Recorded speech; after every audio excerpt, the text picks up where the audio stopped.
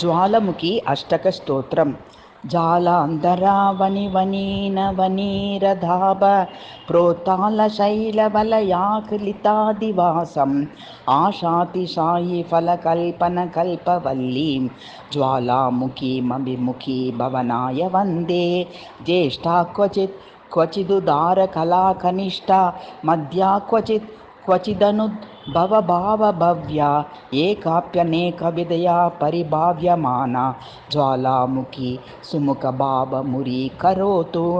अश्रान्तनिर्यदमलोज्ज्वलवारिधारा सन्धाव्यमानभवनान्तरजागरूका माताज्वलज्वलन शान्तशिखानुकारा रूपच्छटा जयति काचन तावकीना।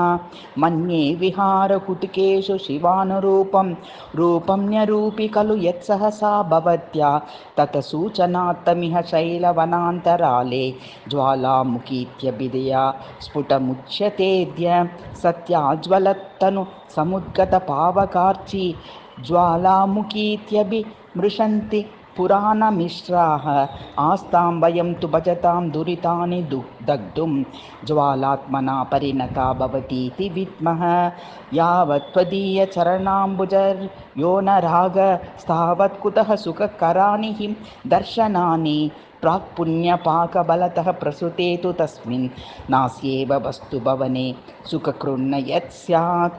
आत्मस्वरूपमिह शर्म स्वरूपमेव वर्वर्ति किन्तु जगदम्ब न यावतेतद् उद्वाट्यते करुणया गुरुतां वहन्त्या तावत् सुखस्य कणिकापि न जायतेऽत्र। आस्तां मतिर्मम सदा तव पादमूले तां चालयेन्न चपलं मन एतदम्ब। याचे पुनः पुनरिदं प्रणिपत्य मात ज्वालामुखी प्रणतवाञ्छितसिद्धिदे त्वाम्।